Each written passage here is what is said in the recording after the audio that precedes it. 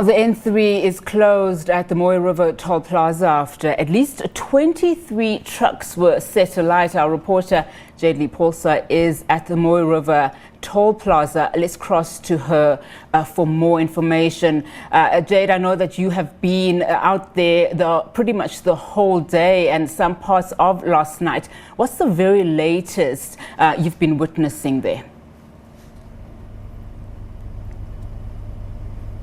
Well, a very good afternoon to you, Unati, and to the viewers back at home. What you are seeing on your screen right now is Spiltech, a company trying to decant a flammable substance within one of the petrol tankers that were set alight last night on the N3 here at Mooi River Plaza. As you can see, they are hard at work trying to decant that petrol, or that flammable substance rather, quickly as possible. We are coming to you live on a hybrid van as we move closer to furthermore trucks that have been torched on this particular road. The road is still closed. We're just going to try and move the van a bit closer to where we have seen several trucks being torched. 19 trucks on this stretch, Onati. For the better part of the morning, we've been bringing you rolling coverage, showing you and speaking to people on the grounds. We spoke to some eyewitnesses last night who gave their accounts as to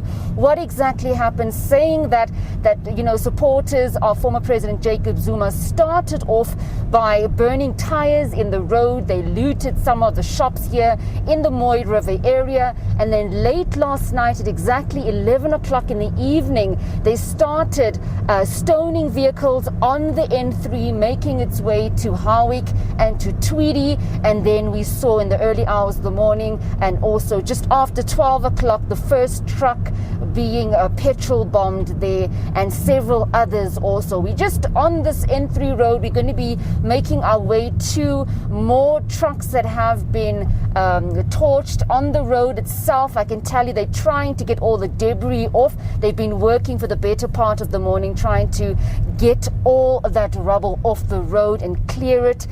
We've seen the people hard at work, towing trucks on site as well, trying to remove the trucks off the roads. And this is basically what's happening. I am told that once they are done with that, the N3 can then be opened. As it stands, it is still closed. But I think what was very disheartening is just to speak to some of the truck owners, Unati. I spoke to a gentleman, Umhlongo, and he was telling me how heartbroken he is that his truck has been burnt. It was 1.8 million rand, and just complaining bitterly, saying that he doesn't know how he's going to be able to provide for his staff. He's going to have to lay off some people. On your screens right now, you can see the destruction that has been left here on the N3. Let's take a listen to that interview that I did with Mr. Umhlongo earlier on.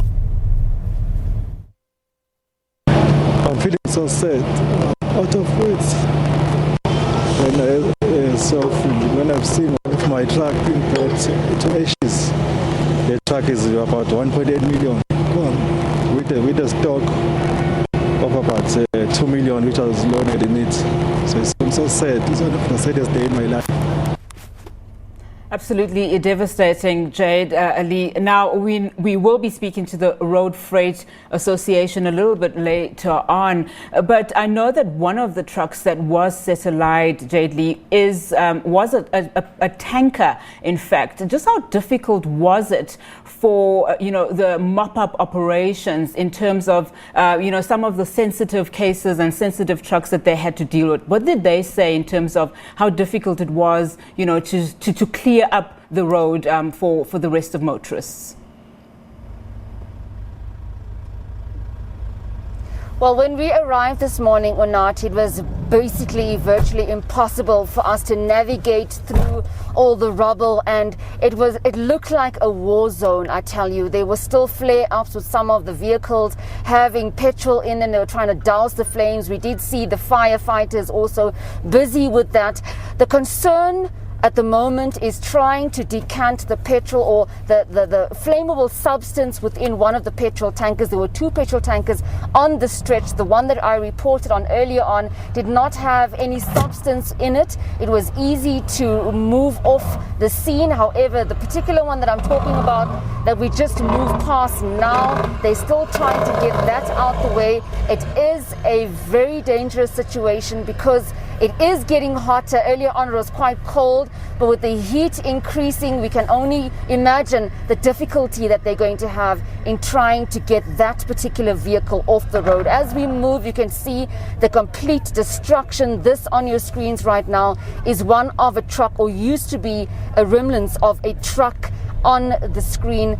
And several of the trucks that have been torched was also a truck carrying luxury vehicles. You can see that now. Those used to be BMWs X5s that were also torched by supporters here at the Mooi River Plaza. Unathi, we are now about to leave. We're going to make our way out of this area. We're going to be monitoring protesters and see if we can see how the traffic backup. You must remember, we've been reporting for the better part of this morning, showcasing you rolling coverage of what is happening at the toll plaza. However, there is still traffic that's backed up on the N3. We want to see if it has been diverted. Earlier on, we did see a road being opened for commuters to move from the N3 to Tweedy past and around Howick. We're not too sure how the N3 looks right now, but we will bring you the latest information with that regard once we have moved to that part of the N3. Unathi. Jayde Leigh, thank you so much for your update. We'll definitely be crossing back to you a little later on. That was our reporter, Jayde Leigh Paulse.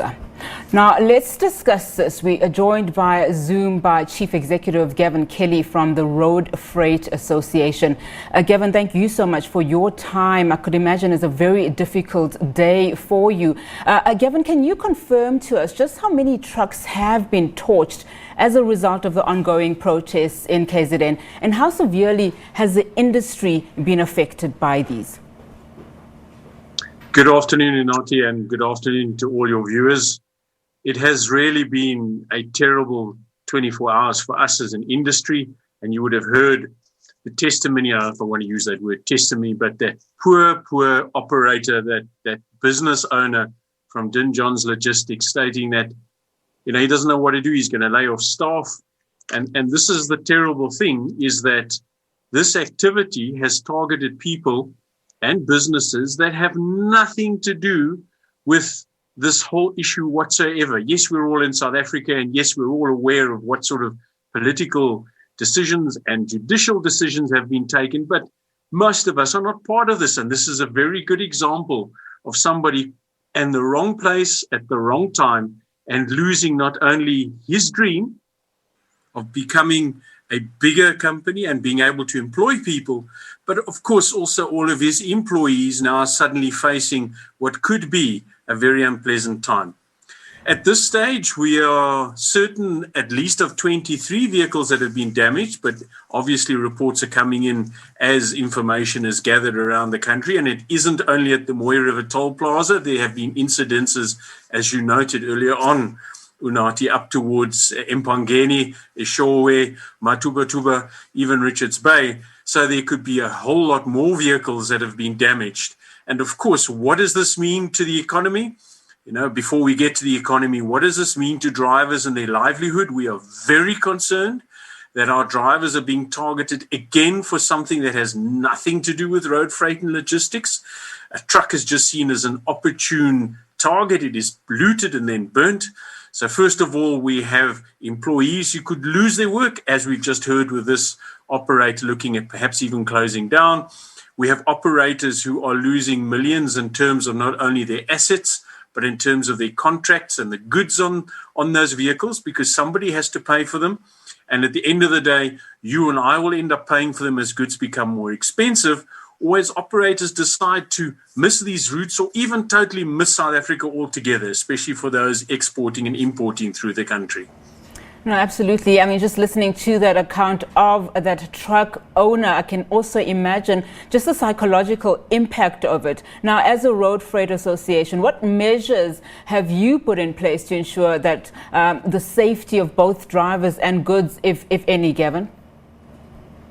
Well, you know, that's very, very difficult to do, Anati, because first of all, we don't have the resources and we don't have the mandate of the South African Police Services to either have convoys or to arm those convoys or to protect those convoys. That's just not part of our role at all. And I'm not so sure that I'd want it to be part of our role. As you can see, the sort of pressure the South African Police Services are facing. But what we have done is we've ensured that up-to-date information is out there with all of the role players in the industry. We've made sure that we can get operators to miss certain routes or stay in depots if they can. And you must realize that whilst an operator sits in a depot, their whole business principle, their whole business model is under threat and they need to keep moving. So we've tried to protect the trucks as best we can. More importantly, we've put as much pressure as we can on the Minister of Police. We've asked the police to do what they need to do, and there are reports of some arrests, but we need to prevent this violence happening. So those who are instigating it, to deal with those people and to ensure that citizens and their property, their livelihood, their lives are protected. And we've put as much pressure as we can. And we call on the president to act decisively now. We can no longer play a game like this. Now, Gavin, as things stand, will you continue operating, or at least inform your members to continue operating? In fact, do you even trust that the police will keep your members safe? I know that you've spoken to them. Two difficult questions there, and two very good questions. Right? Are we going to keep operating? Well, that's for the operators to decide, and there are some meetings happening this afternoon where there will be some decisions taken. And one of the decisions is, do they continue to operate through KZN or in KZN? And that the businesses need to decide. And obviously, should there be movement in that regard, there will be communication in terms of that. But at the bottom line is that operators are going to want to keep their employees safe. They're going to want to keep their assets safe. As you heard the gentleman saying, there's 2 million rand gone. How does he replace that? So there will be some tough decisions to be made around that. Are the police going to be able to keep us safe? Look at the images. Now, Gavin, before I let you go, we know that, this industry has always been targeted, particularly as it relates to loss of jobs in the South African industry. A lot of South Africans saying, obviously, that you are employing foreigners to do this particular job. So, arguments there saying that this was also probably an opportunistic, type of crime that we're seeing leveled at this industry. You mentioned earlier that you are engaging with government and that things need to stop. Talk to me about the kind of conversations that you are having and how you will protect this industry going forward, particularly the truck drivers, because this is an issue of concern even outside of these protests that we are seeing now. Well, that's a difficult one to answer, because if one takes what's happening now as part of this protest in terms of the incarceration of our previous president, that is, in inverted commas, a pretty simple thing to deal with. And does one say, let's hope that's what's driven this? If it's the continued discussion, and discussion is the wrong word, but the continued pressure around foreign drivers, well, we've had a number of meetings with a ministerial task team that was created more than 2.5, almost 3 years ago, to deal with the reasons why there may be a fair amount of foreigners in the industry. Now, we've done research on our own, both through the Bargaining Council, which is a part of the Department of Labour, and on our own, to look at how many foreigners are actually involved, and those figures are quite low in terms of the operators who follow the rules of registration, who want to be registered and be accounted for and account to the Department of Labour in terms of basic conditions of employment, who want to operate within the law. And that's the most important point that we've made from the very beginning, is that whilst there are loopholes which allow for operators either not to be registered or to operate as they deem fit, to employ those who they shouldn't be employing in terms of the rules of the country. Whether they are citizens or foreigners is neither here nor there. If they employ them in terms of the rules of the country and they pay the proper wages, we wouldn't be where we were a couple of years ago. So a lot of that work has been happening in the background.